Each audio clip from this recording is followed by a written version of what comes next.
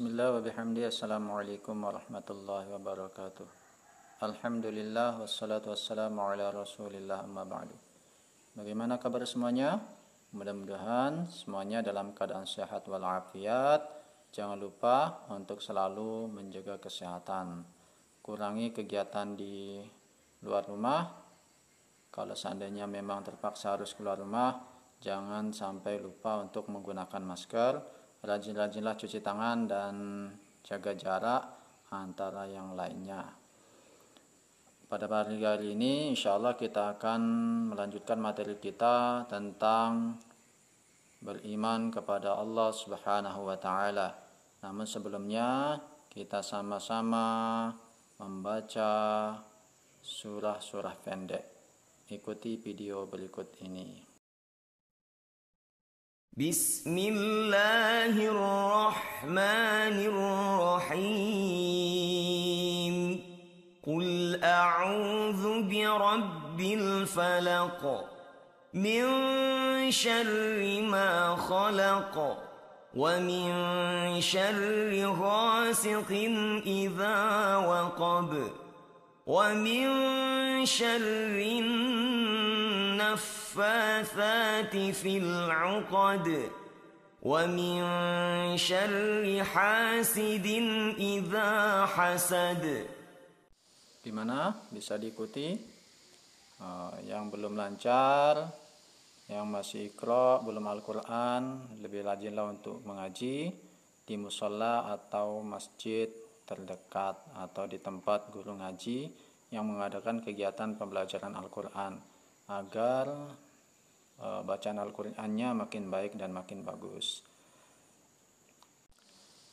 Beranjak ke materi yaitu iman kepada Allah dan Rasulullah Sallallahu Alaihi Wasallam. Bagi umat Islam, kita wajib mengimani 6 perkara. Yang pertama, iman kepada Allah. Yang kedua, iman kepada malaikat Allah. Yang ketiga, iman kepada kitab-kitab Allah. Yang keempat, iman kepada Rasul Allah. Yang kelima, iman kepada hari kiamat. Yang keenam, iman kepada takdir Allah atau qada dan qadar Allah. Itu rukun iman. Di saat kita tidak mengimani, tidak meyakini salah satunya, maka iman kita belum sempurna. Iman kita perlu diperbaiki lagi. Jadi, di saat kita menjadi orang Islam, maka kita wajib beriman kepada 6 rukun iman ini. Nah, untuk lebih mudahnya menghafal rukun iman bisa dilihat pada video berikut ini. Tabak rukun iman artinya percaya. Jumlahnya ada 6. 1. Allah. 2. Malaikat. 3. Kitab. 4. Nabi Rasul. 5. Hari akhir. 6. Qada qadar. Gimana bisa diikuti tebuk rukun iman? Nah, itu untuk mempermudah untuk menghafal rukun iman. Kita beranjak pada materi atau penjelasan tentang iman kepada Allah dan Rasulullah pada materi berikut ini. Materi yang udah Bapak kirim, udah Bapak suruh baca pada minggu yang lalu. Sekarang adalah penjelasannya. Beriman kepada Allah dan Rasulullah. Apa saja yang perlu kita imani dari Allah Subhanahu wa Ta'ala? Yang perlu kita imani dari Allah Subhanahu wa Ta'ala itu adalah bahwa Allah lah yang menciptakan alam semesta ini beserta isinya. Allah yang menciptakan langit, Allah yang menciptakan manusia, Allah yang menciptakan hewan, binatang, Allah yang menciptakan tumbuh-tumbuhan, dan Allah yang menciptakan semuanya. Entah itu malaikat, surga, neraka, itu yang menciptakannya siapa? Yaitu adalah Allah Subhanahu wa Ta'ala. Nah, bagaimana cara kita mengenal Allah Subhanahu wa Ta'ala?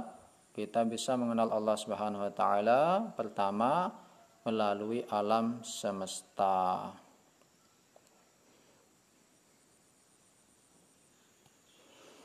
Dengan melihat alam semesta yang ada ini, maka kita akan bertambah yakin kepada Allah Subhanahu wa taala, karena tidak mungkin alam semesta ini terjadi dengan sendirinya.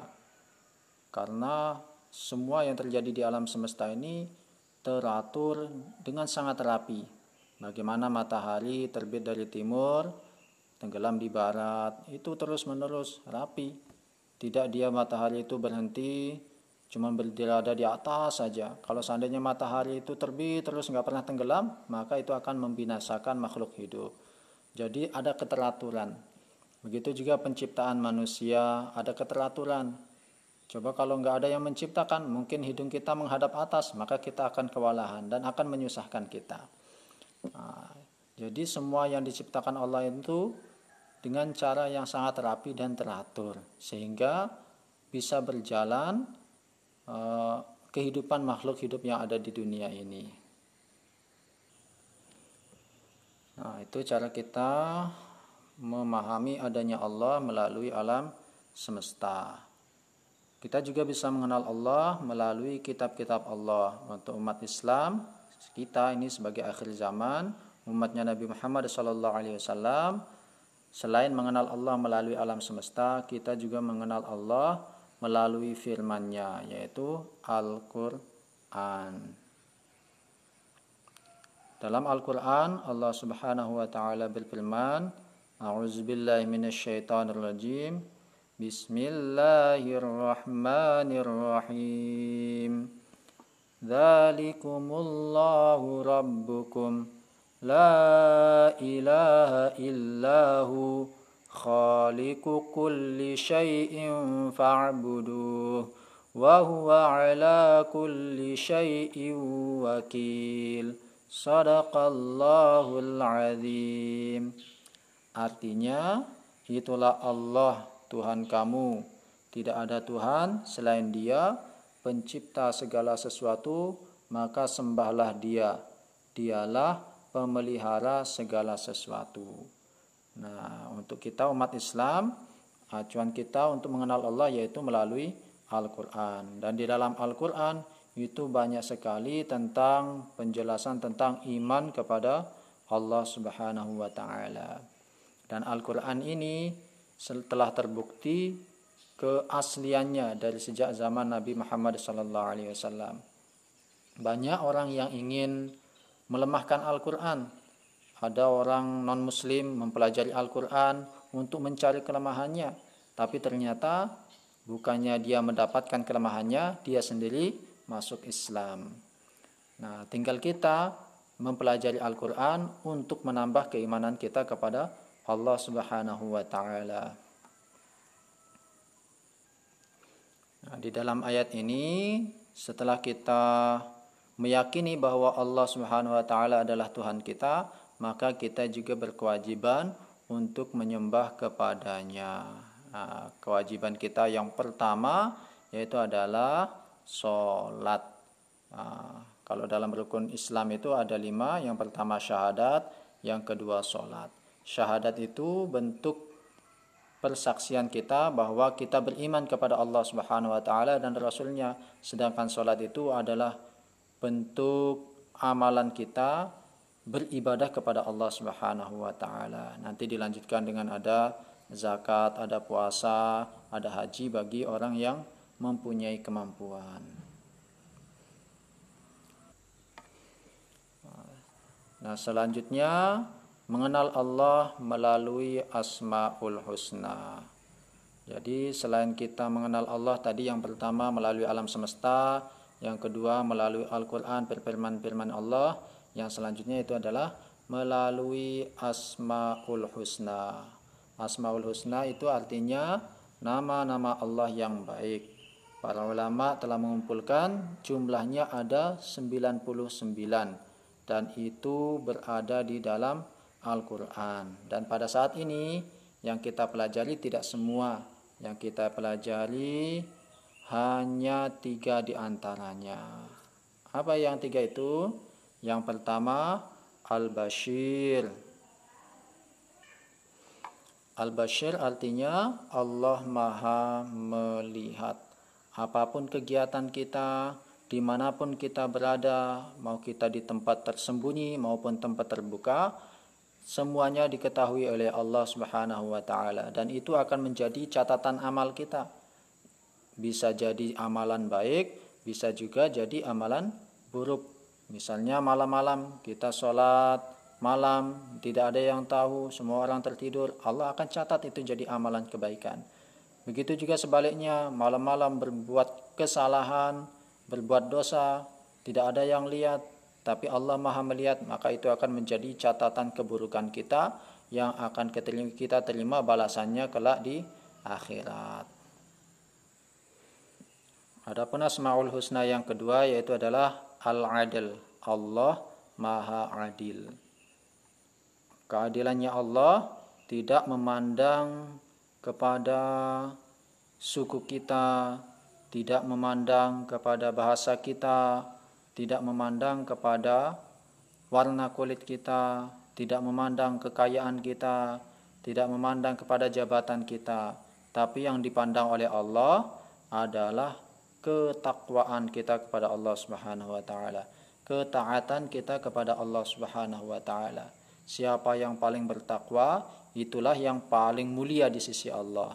Tapi yang paling banyak dosa, itulah orang yang paling hina di sisi Allah. Bahkan Allah katakan asfala safilin, lebih hina daripada yang hina. Nah, itu maha adilnya Allah. Jadi Allah tidak melihat dari segi zahirnya kita, tapi yang dilihat adalah amalan kita. Kalau seandainya kita kaya, kita taat pada Allah, maka kita mulia di mata Allah. Tapi kalau kita kaya, tidak taat kepada Allah, maka kita akan hina di mata Allah. Seperti contohnya, dulu ada Qarun. Qarun itu orang kaya, tapi dia tidak taat kepada Allah, maka Allah hinakan, Allah binasakan dia. Allah tenggelamkan harta kekayaannya, ditelan oleh bumi. Begitu juga Fir'aun. Dia itu tidak orang yang kaya raya, raja yang berkuasa, sangat kuat saat itu kekuasaannya, tapi di saat dia tidak taat kepada Allah, maka Allah binasakan dia. Ada juga orang kaya yang taat. Nah, contohnya siapa? Nabi Sulaiman. Dia itu bukan hanya menguasai manusia saja, menjadi raja manusia, tapi menjadi raja seluruh makhluk. Tapi karena dia taat kepada Allah, maka Allah muliakan dia. Kalau di zaman para sahabat, ada seorang sahabat namanya Sayyidina Utsman bin Affan radhiyallahu an. Dia itu orang kaya, tapi taat kepada Allah Subhanahu wa Ta'ala, maka Allah muliakan dia. Bahkan ceritanya kekayaannya Sayyidina Utsman bin Affan masih ada sampai sekarang. Berkah dia. Jadi kalau kita kaya taat kepada Allah, Allah muliakan. Tapi kalau kita kaya tidak taat kepada Allah, Allah hinakan. Begitu juga seandainya kita jadi orang yang tidak punya kekurangan, tapi kita taat kepada Allah, maka Allah akan muliakan kita. Apalagi lebih parah lagi ini, ada orang pas-pasan hidupnya kekurangan, tapi tidak taat kepada Allah, maka Allah hinakan dia. Nah, jadi di sisi Allah, orang yang paling mulia itu bukan orang yang paling kaya, bukan orang yang memiliki jabatan tinggi, atau bukan karena sukunya, tapi yang paling mulia di sisi Allah yaitu adalah orang yang paling taat atau paling bertakwa kepada Allah Subhanahu wa Ta'ala. Ini ada firman Allah Subhanahu wa Ta'ala yang menyatakan bahwa Allah Subhanahu wa Ta'ala memuliakan orang yang paling bertakwa. Kita baca dulu. Bismillahirrahmanirrahim. Ya ayyuhan nasu inna khalaqnakum min dzakarin wa untha waja'alnakum syu'uban wa qabaila lita'arafu inna akramakum 'indallahi atqakum innallaha 'alimun khabir. Artinya, wahai manusia, sesungguhnya kami telah menciptakan kamu dari orang laki-laki dan seorang perempuan. Kemudian kami jadikan kamu berbangsa-bangsa dan bersuku-suku agar kamu saling mengenal. Sesungguhnya yang paling mulia di antara kamu di sisi Allah ialah orang yang paling bertakwa. Sesungguhnya Allah Maha mengetahui, Maha teliti. Nah, itu firman Allah Subhanahu wa taala yang menyatakan bahwa orang yang paling mulia di sisi Allah Subhanahu wa taala adalah orang yang paling bertakwa. Adapun asma Allah yang ketiga yaitu adalah Al-Azim. Al-Azim itu artinya Allah Maha Agung. Nah, karena Allah Maha Agung, maka Allah tidak memerlukan bantuan atau pertolongan pada makhluknya. Tapi sebaliknya, kalau manusia sangat-sangat membutuhkan pertolongan Allah Subhanahu wa taala. Bahkan dikatakan kita bernapas pun tanpa pertolongan Allah, maka kita tidak akan bisa bernapas. Apapun kegiatan kita tanpa seizin Allah, maka kita tidak bisa melakukan apapun. Oleh sebab itu, kita harus banyak-banyak minta tolong kepada Allah Subhanahu wa taala agar Allah Subhanahu wa taala selalu menggerakkan kita untuk kebaikan. Nah, di saat seperti itu, maka kita akan mudah untuk melakukan kebaikan. Jangan sampai nanti kita tidak pernah meminta kepada Allah Subhanahu wa taala sehingga kita sulit untuk melakukan kebaikan. Nah, untuk hari ini mungkin ini saja penjelasan Pak Guru terkait iman kepada Allah Subhanahu wa taala dan Rasulullah. Nah, untuk penjelasan iman kepada Rasulullah sallallahu alaihi wasallam, insyaallah kita akan bahas pada minggu depan. Nanti kalau ada pertanyaan boleh ditanyakan ke Pak Guru melalui nomor WhatsApp-nya Pak Guru. Dan untuk tugas hari ini adalah menghafalkan Asmaul Husna yang 3 tadi. Nah, itu dihafalkan bersama artinya. Ya, itu divideokan dan dikirim ke nomor HP-nya Pak Guru. Cuma 3 saja. Yaitu pertama tadi Al-Basir, Allah Maha melihat. Al-Adil, Allah Maha Adil. Terus yang ketiga yaitu adalah Al-Azim, Allah Maha Agung. Nah, itu saja tugas untuk hari ini, menghafalkan 3 Asmaul Husna yang tadi. Ya, demikian dari Pak Guru. Mohon maaf atas segala kekurangan. Bapak Guru akhiri. Wallahu muwaffiq wal hadi ila sabilir rasyad. Assalamualaikum warahmatullahi wabarakatuh. Dunia yang dicari